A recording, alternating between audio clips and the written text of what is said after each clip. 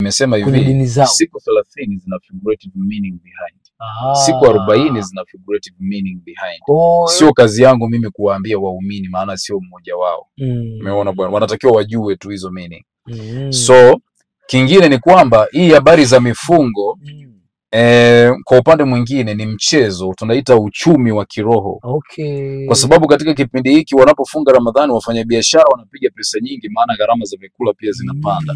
Kwa hiyo ni kama mtego fulani kwa kiuchumi watu wanatengeneza waweze kupiga hela. Nilisikia mkuu wa mkoa mmoja kwenye mkoa mmoja hapa Tanzania ametoa onyo atapita madukani kwa sababu wamesikia wafanyabiashara wanapandisha bei ghafla, bei za bidhaa kutokana na mifungo hii. Amesema atafanya follow up. Hiyo ni naweza nikasema amesema kisiasa, lakini sidhani kama anaweza kufanya hivyo. Ni kisiasa. Nina hakika hawezi kufanya hivyo. Sasa tuje kwa swala zima la mifungo hii. Wakristo wako zaidi ya bilioni 2 nadhani duniani. Waislamu wako wengi, nadhani almost wanaweza kukaribia 1 au milioni 800 huko duniani. Inaweza ikafika huko wengi. Hii imekuwa ni tamaduni. Vipi na uhusiano na utamaduni wa Kiafrika? Hakuna. Hizi kwanza siku mnaita Ramadhani, sio utamaduni wa Kiafrika, ni utamaduni wa Kiarabu. Kwa sababu Ramadhani inaendana na mzunguko katika ile wanaita ibada au tambiko za mzunguko, tambiko za mwezi. Ni moja ya mizunguko ya mwezi katika ile mizunguko ambayo mwezi inayo. Kwa nika ibada nikatambiko kwa kila mwaka kanafanyika. Kwa sababu mwisho wa siku wanapomaliza siku hizi wanachinja. Sasa wachinji as a fashion. Umeona bwana? Wanachinja kwa sababu walikuwa wanatambika tayari. Sio, umenielewa vizuri? Kwa kama walikuwa wanatambika hapa sasa hivi Ramadhani kwa kule wenzetu ili ni tambiko, kwa sababu mwisho wa siku watachinja damu. Maana yake ni kwamba unajitoa sacrifice ya kula wewe, alafu mwisho wa siku unahitimisha ile sacrifice kwa kuchinja damu ya mnyama. Umenipata? The same thing kwa Kwaresma, hii ni tambiko. Ila ni asili ya Rumi, sio yetu. La watu na tamaduni zao.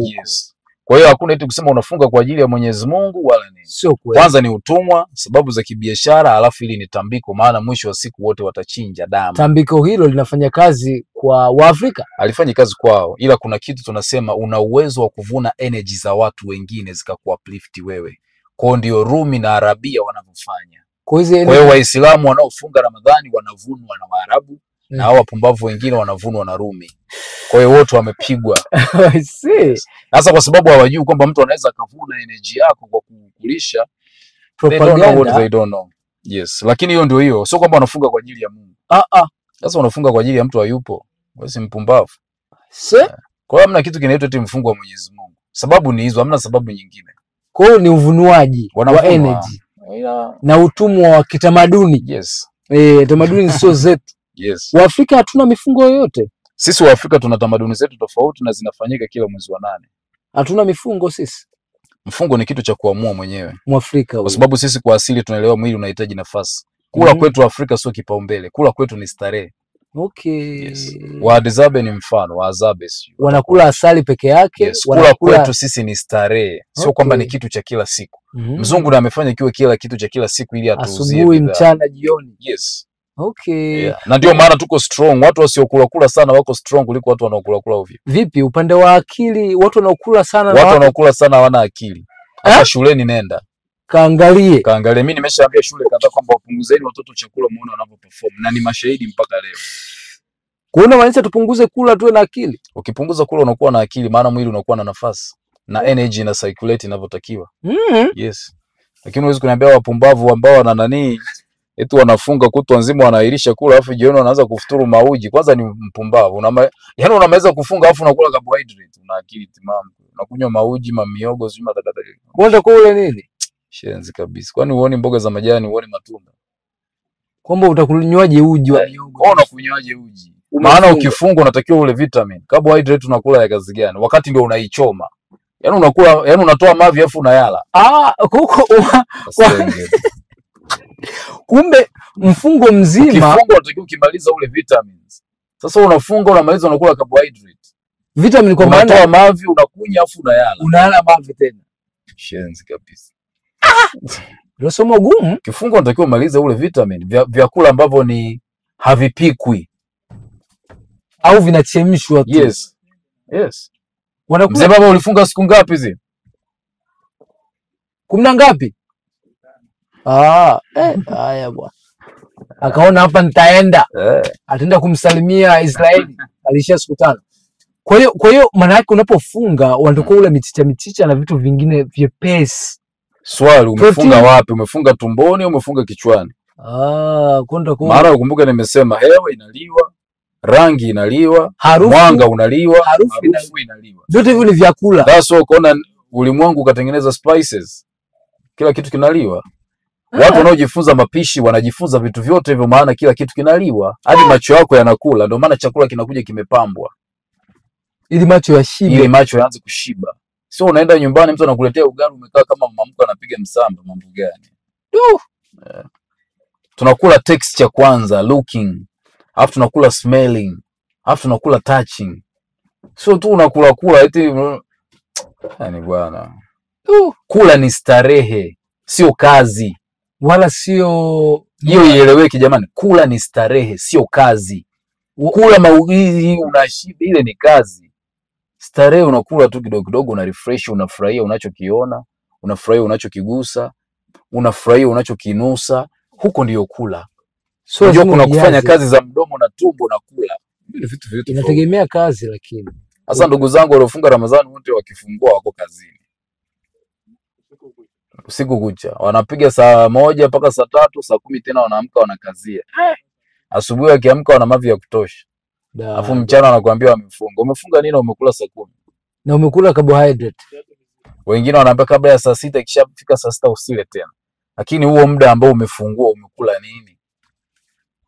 Kwa hiyo nadhani hiyo concept haijaeleweka kwa watu. Bado haijaeleweka.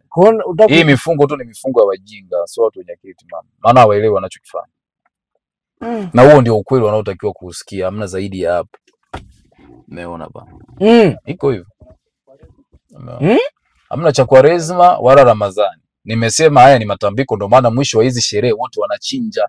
Ambaye hata chinja aje hapa aseme. Siku atafungua kwa mchicha. Ambaye atafungua siku ya mwisho wao akimaliza hiyo mfungo wao, ambaye atakula mchicha. Aje hapa tumuone. Wote watachinja, watakula nyama. Aje tumuone. Sasa umefunga nini? Umeshiriki matambiko ya watu bila kujijua mbwa. Na wanakuvuna. Sasa. Dada deki. Ila ndio hivyo, wajinga ndio waliwao. No problem. Ile somo gumu. Kwa sisi walimwengu tunajua kanuni zetu za kufunga, tunajua sababu zake, tunajua na procedure zake. Kuna maanisha ukifunga uji utakiwa kunywa. Na kunywa nini wakati ndo nauchoma kwenye mwili? Yaani ndo nauondoa tena na urudisha. Kuna toa mavi unakula mavi. Sasa mambo gani? Nimekuambia hivi, kula sio kazi, ni starehe. Gusa vichicha. Na ukitaka kujua watu wanafanya kazi ya kula, nenda chooni watu wakitoka kunya. Unasikia kabisa huyu exos ilikuwa inatoa nani? Alikuwa kazini wewe. Ana mambo mazito. Ukisikia mtu ambaye amestarehe kwenye kula, mbona fresh? Wala kinuki. Hamna shida. Sasa sisi mzee, mzigo utasema mabomu yamelipuka huko Mbagala. Kwa kula sio vita. Kula sio kazi. Ni starehe. Hiyo ndo challenge ambayo tuko nayo. Kwa kufunga ni kitu ambacho kila mtu anatakiwa afunge, na hakihusiani na mambo ya dini. Hakihusiani na dini. Mwili unahitaji space. Ndio somo kubwa. Na kula sio kazi, ni starehe. Kula kila siku ni kazi unajifanyisha. Utakiwa kula kila siku. Kula milo 3 ni kazi. Sio starehe.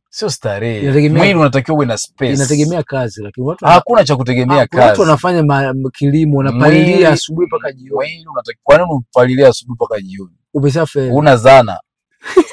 Kuna machines. Yaani bado tuko zama za kupalilia asubuhi hadi jioni. Pumbafu ni.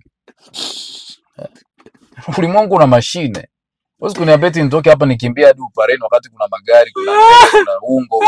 Nikimbie eti nijione ninapambana. Huo ndio upumbavu. Kwa hiyo nitakuwa ukimbie kama starehe. Unaishi tuko hapa kustarehe, hatuko hapa kufanya kazi. Kazi nyingine tunajitakia tu matatizo si wenyewe. We are here to enjoy life. Bwana hii ni ngumu. Sasa hayo mambo mengine tunajitakia wenyewe. Hii ni mbaya. Mimi napalilia asubuhi hadi jioni. Una akili, unataka tukurumia wakati una akili. Ukisikia mtu anakuambia napalilia asubuhi, nalima mimi. Wewe ni mpumbavu, una akili. Mimi siwezi kwenda kutumia mikono yangu nilima wakati kuna matrekta. Mtu mwingine alishawaza kutatua hilo tatizo. Mimi bado namuonesha mimi ni fala. Mimi ni mkulima, tunapambana na majembe. Sema mimi ni fala, napingana na mtu ambaye ameshaleta uelewa. Mimi haiwezekani. Unikuta shambani nalima na jembe wakati kuna matrekta. Hiyo ni mbaya. Sifanye hiyo kazi. Hiyo ni mbaya. Ni ukosefu wa akili. Bwana, mtu tumalizie kwenye issue ya kufunga. Kufunga, mimi nasema kufunga sio swala la kimungu, ni swala la uelewa. Okay. Unatakiwa uelewe kwamba mwili unahitaji nafasi, na unatakiwa uelewe mwili unakula outer na internal.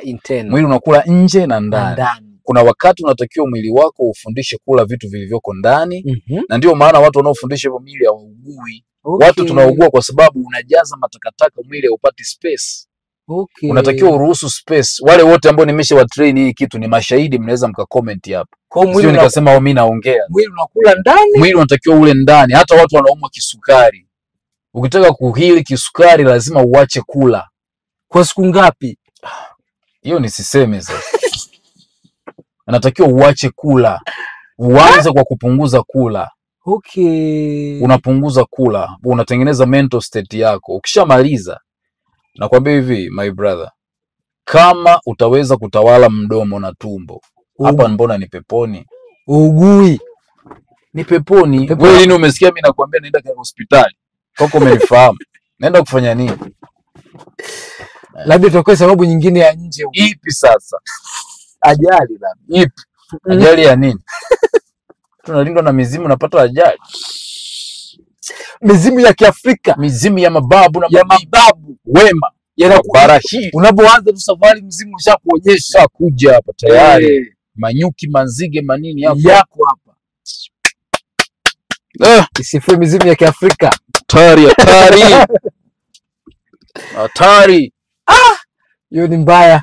Bwana, hatari kabisa. Hiyo ni mbaya. Kwa hiyo kufunga ni swala la utimamu. Ni swala la utimamu. Sio swala la kidini. Wala sio swala la Kwaresma ni utumwa, Ramadhani ni utumwa. Full stop. Na kama sio utumwa, wakifungua waache kula nyama. Maana watumwa wanapotoka jela lazima washerekee. Okay. Ila mimi nikifunga siku zangu 40 huwezi kuniona na sherekea. Naendelea kuishi kama my normal life. Wala huwezi Lakini watumwa wanapoingizwa jela lazima wakimaliza washerekee.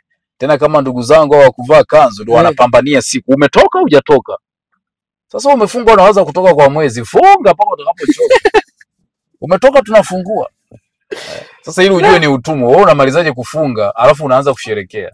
Unasherekea nini sasa? Wewe si mpumbavu kabisa. Hiyo ni ngumu. Danganya sijui mtume, sijui Yesu, sijui vitu gani. Peleka ujinga huko. Afrika sijui watu ni wapumbavu. Sasa hivi wamekazana wanafunga na kuambia, kuna nimepita msikiti mmoja hapa. Jamaa wanasema sukutua vizuri usio kasijui nini ukaingia vibaya. Pumbavu. Yaani hadi kusukutua unafundishwa. Kwa maji asingie ndani. Unaye vizuri uzo sijui ufanye takataka gani kwenda bwana. Wengine tu wanaambiwa wasile usile nyama wakati wa nini kwa Resma sijui majivu. Yaani watu no. Angalie kama sio tambiko. Majivu mimi najua yanatumika kwenye tambiko. Si ndio hii hapa ngoma. Kwani majivu yanatumika kwenye tambiko. Sasa nikisema watu wote ni washirikina wanasema jamaa anaongea vipi. Sasa mnatumia majivu ya nini? Majivu yana maana gani? Maana ni wewe unajua nini kimechomwa hiyo. Majivu ni mambo yetu yale. Mambo yetu yale ya Kiafrika. Majivu yanatumika kwenye tambiko na kuna vitu vinawekwa. Mambo yetu yale. Sasa unaenda unapaka. Hujauliza haya majivu jamani nimeweka nini? Umechanganya nini? Unaenda tu unategesha liuso pwa. Fala mmoja na kupwa. Kuisha. Umejaliwa. Umeliwa, unasema unamtumikia Mungu eti unapaka majivu. Umeliwa. Bila kujua. Hamna sehemu kwenye Biblia wameandika utapaka majivu. Kwenye Qur'an utapaka majivu, juu ya anga hamna sehemu nimeona utapaka majivu. Ila walimwengu tunajua majivu. Wala jua alijaandika. Majivu yanatumika kwenye tambiko. Hasa unapotaka kuwavuna watu. Okay. Ndio majivu yanatumika. Kwa wale majivu yashavunwa kitambo mzee. Sio amewaambia kabisa kwenye Biblia jamani kwamba pakeni kwenye viango vya nyumba. Ile ni majivu au rangi? Ni damu ile ni damu. Kwani majivu ni nini? Ni damu. Na damu ni nini? Si majivu. Ni majivu. Ikichomwa ile ni majivu. Sasa. Figurative language. Kwa hiyo umepaka bila kujua maana yake nini? Wapumbavu. Mtu mzima unaacha kula kwa kuambiwa na mtu mwingine uache kula. Si utumie tu utimamu wako. Kwamba mwili wangu sasa hivi mwili wangu jamani kwa kipindi hiki unahitaji space. Alafu jifunze majira ya mwaka. Kuna majira ya mwaka ambao mwili unatakiwa upate space. Sio lazima uambiwe na mtu, unatakiwa uwe na huo uelewa tu. Ujifunze anga, ujifunze ardhi, ujifunze. Sasa hii ni kwa mujibu wa tamaduni zako pia. Sio tamaduni zangu, ni tamaduni wa ulimwengu. Okay. Angalia miti. Kuna muda miti haitoi majani ya kijani, inatoa majani yaliyokauka. Inapukutisha. Sasa hiyo ni siri inatoa. Ukiona hicho kipindi funga. Imeisha hiyo. Sitarudia. Kwa ukiona miti imeshamiri kula sana au? Ukiona miti imetoa majani yote yamekuwa makavu, funga.